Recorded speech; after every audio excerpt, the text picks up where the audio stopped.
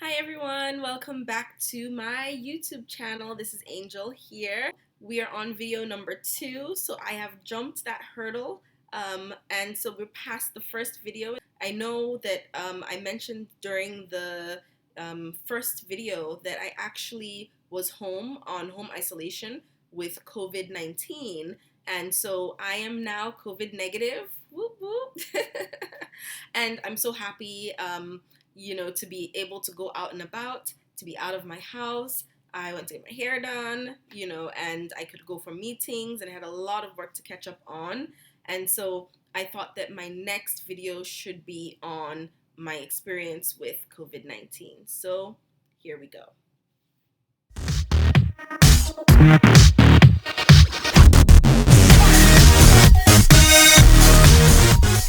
Talk about today, I'm actually going to talk about my experience with COVID-19. Um, I wanted to do that. It's going to be a short video, but just because a lot of people are acting like COVID is gone, there's no such thing, and it's not true. I'm always on WhatsApp groups where people are bickering back and forth about whether COVID-19 is real. And I can tell you that it is real. We have been dealing with COVID for almost 2 years now. It's a year and a half to 2 years now, in which the world has been dealing with this pandemic. And I will tell you that it's become a totally different way of life. It has changed the way that we live. It has changed the way we engage and interact. That my son's childhood is so different from what I experienced growing up just because of the um, new protocols that we have to go through to protect ourselves from COVID-19. But at the same time, COVID is real, and the risks from COVID-19 are so serious that I would rather protect myself and my family for us to be able to live long enough instead of saying, screw it, we're just gonna, consequences be damned, we're just gonna live our best life and have the risk of catching COVID-19. You can still live your best life and still adhere to COVID protocols. And so we've just used little things to kind of make sure that we're protected from COVID-19. But even with all of the protection that we put in place, we still got COVID. I got COVID, and 2 other members of my household, including my son, got COVID. And so it was kind of frustrating at the fact that we had put protocols in place. I'll tell you, when the pandemic started, it was tragic to see how, countries were dealing with the virus and how people were affected by this virus and the fatalities that we're seeing from this new virus. And it was unfortunate because we didn't have a vaccine then. We didn't really understand the virus then. And as I was trained as an epidemiologist. I'm in the agricultural space now, but I was trained as an epidemiologist. And so for me, even though it was so sad to see this, it was also from a professional point of view, very interesting to start looking at creative models to model COVID-19, seeing some of the ways in which technology and ICT were blending together for people to give you real-time data predictions, data models, data maps, and the likes. And so I was doing that as well. I was gathering country data from what was being published by CDC and other countries. I was getting all the information that was being released by NCDC, which is the Nigerian Center for Disease Control. I had my own database, state by state, of all cases that information was put out to be able to look at some of the trends and statistics. Anytime NCDC was releasing information, I was trying to replicate the data set on my own. I think at one point I even reached out to NCDC to ask them for a de-identified version of their data set. So it was actually quite interesting for me to just see how this virus was spreading through various countries, and especially in Nigeria and in Ogun State and in other places like that. things like this. These were things that were quite interesting to me, because for me, I feel like the more you understand about the virus, how it functions, and how it moves in populations, the more you can think about control measures. And so in doing that, I think it also, and with my background, we were also able to put together protocols in my household to also make sure that we were adhering to COVID-19 protocols. Fun fact, actually, when COVID started, I was able to get a warehouse space, and I got some women in a place called Ijeon Tutu in Abeokuta, and they were home due to the lockdown. They had no means of livelihood, and they were actually making face shields. Early on, they were making locally produced face shields in the community, and so we donated some of those face shields to various organizations, medical organizations, youth groups, and the likes. And we also sold some of those face shields, and they were able to make income for themselves. And I will remember there was one lady who worked with us, and she was a teacher. And she admitted that her salary as a teacher was 9,000 naira a month. I was shocked that, and I think that should be another YouTube video. Why would a teacher be making 9,000 naira a month? And so we should have conversations on the educational system really in Nigeria, but that's what she was making in a private school, was 9,000 naira a month. And by making face shields, she was making 40,000 naira in a month. And so she didn't want to stop making the face shields. And even when it was time for all of us to go back to work, she wanted to stay, in this business. And I'm grateful that we could actually create livelihoods for people during the time of the pandemic, when it was taking livelihoods away from so many. So that's just a little information that I thought I would share. But at that time, we were like so focused on the protocols in the household. We tried not to go anywhere. My son, actually, we planned that he should go to school at age 2, but when COVID hit, we shifted it back, and he just started school this year. So he missed a year of school just and was doing homeschooling, just because we were a bit cautious about how schools would manage COVID-19. Everybody in the house made sure we wore masks. We made sure we all had our spray bottles. We had our hand sanitizer. We didn't let people come to the house early on. And by the time went on and we did allow people to come to the house, we made sure we sprayed them down. So all of you that visited our house and we sprayed you down, sorry, but we just wanted to be careful due to COVID. So, and I'm sure you appreciate at least, entering a household where people take into consideration your health and theirs. So, but even with those protocols that we had in place, my job is actually a very, I would say, high risk job when it comes to exposure to COVID-19, just because of the fact that I'm always around people, we're always in the field.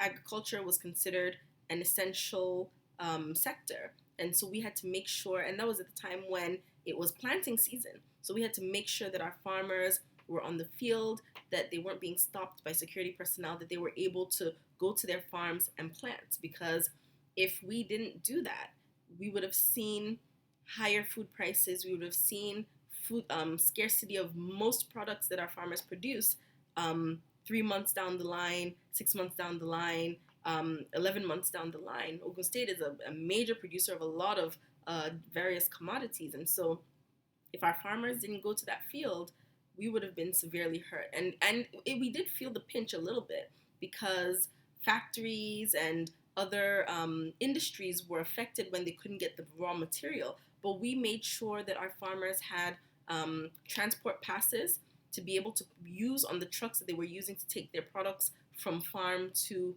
factory.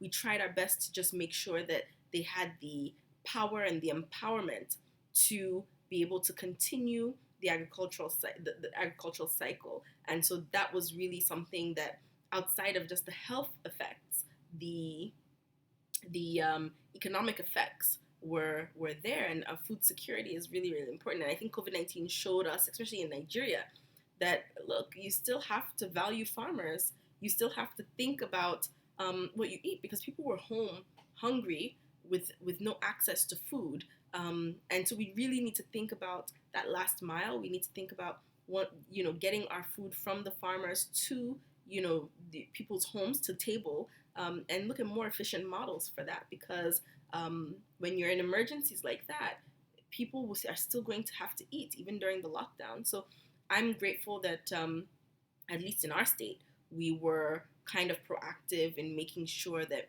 everybody was still farming, but still in adherence to COVID protocols. Factories were still operating in adherence to COVID protocols. It was tight for everybody, but I'm grateful that we were able to get past that and things are getting back to normal. So that's been a year and a half of us trying our best to dodge and weave, and avoid COVID-19. And somehow I still got COVID. So in my house, we have quite a number of people.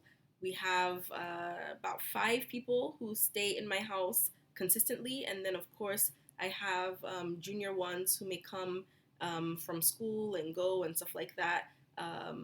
And so we have a very lively and full home, which is great because, for me, it helps me because I have a lot of social support when it comes to taking care of my son.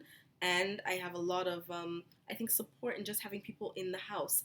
I'm in Abeokuta, my family is in the US. And so when there are people around, you just feel good. Everybody, like all of us together in the kitchen, or all of us together sitting down watching Big Brother, it's just good to have people around. So I will never feel bad about having a nice full household. And it's something that I appreciate, that I've experienced even when I was younger. And it's something that I want to make sure that I am able to, continue to foster, because for African families, our families are extended, and so it's always good to have, lots of people in your home. It just makes you feel good. So with that being said, it means that when somebody gets COVID, you don't know where it came from. When the first person in the house that got COVID, they started feeling sick, we took her to the doctor, and she was told that she should go for a COVID test. So we took her for a COVID test, and she was COVID positive. And so with that, then we tested everybody else in the household, and everybody was negative.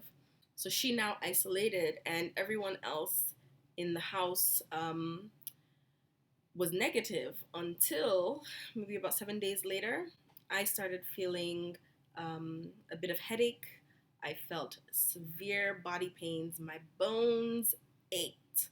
Like I had done intense cardio for 3 days straight. Like I had run a marathon. Like my body hurt. It was like I couldn't lift my arms up, my back, my neck, my hands, my knees, my ankles, my jaw, every part of my body hurt. My son, he started coughing as well.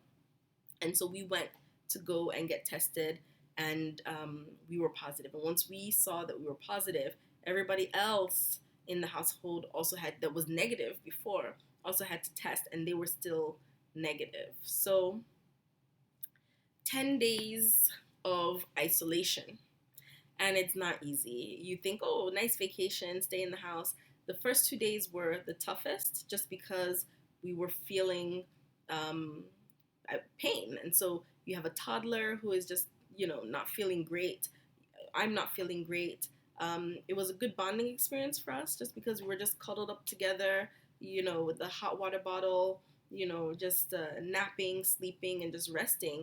But at the same time, so much was going through my mind about, just if we're all going to be okay, just to make sure that nobody had any severe symptoms, or, we just wanted to make sure everybody got past this in one piece. And so I was so happy, that after the first 2 days, at least I started feeling better. My son really, other than the cough, he didn't really have much symptoms.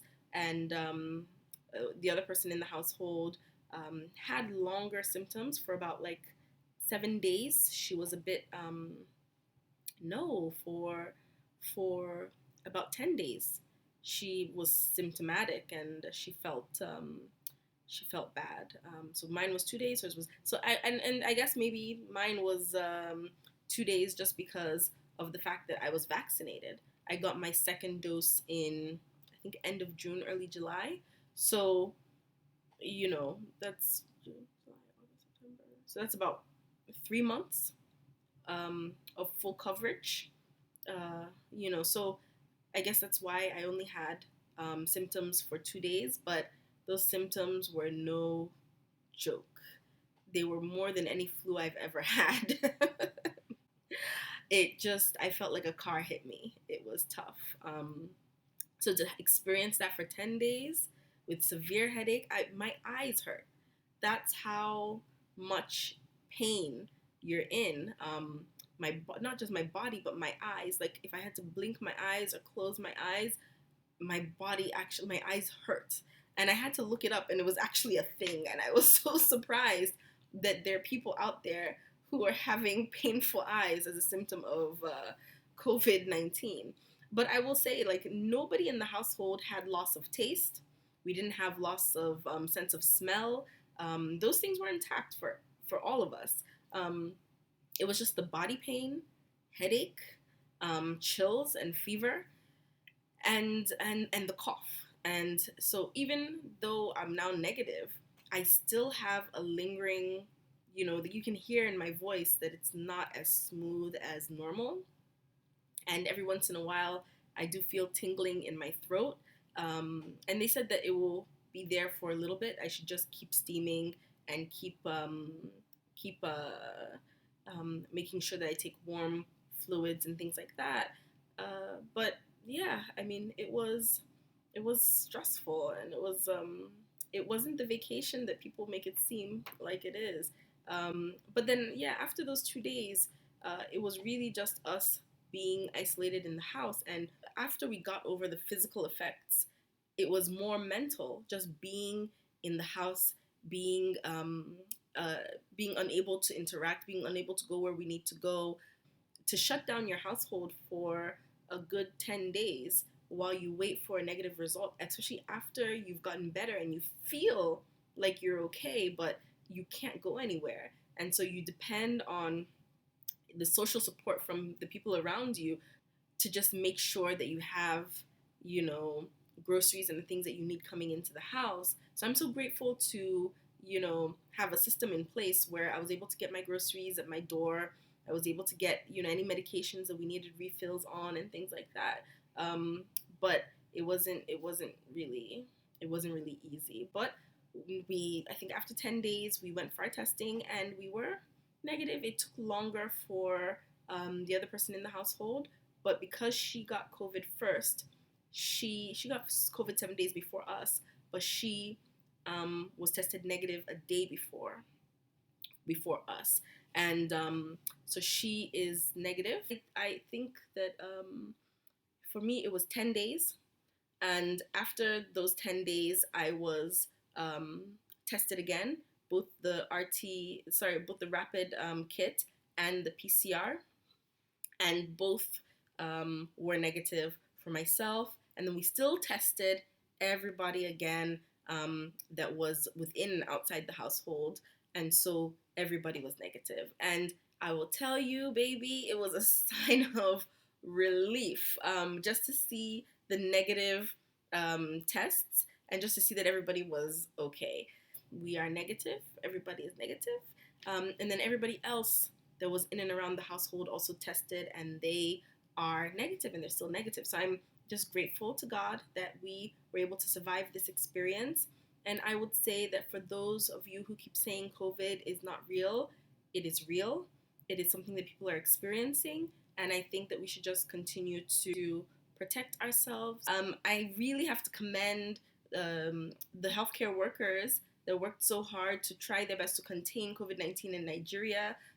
They were faced with insurmountable odds, but they worked so hard to make sure that they continued to provide the best healthcare for Nigerians. And I really have to appreciate and thank the team at Federal Medical Center, and they just told us what to do in the house to make sure that we decontaminate the house, and try to clean up all the surfaces as we can to make sure that the place is sanitized. We used Jake, bleach, we used alcohol sprays, and just made sure that we wiped down every wall. We washed every wall. We washed all our beddings. We washed all our clothes. We washed all the doorknobs, the door frames, the handles, everything that we felt would have been exposed with our coughing and everything. But we also wore masks in the house. But my son didn't. But I did, and so everything is fine. And it's we're grateful.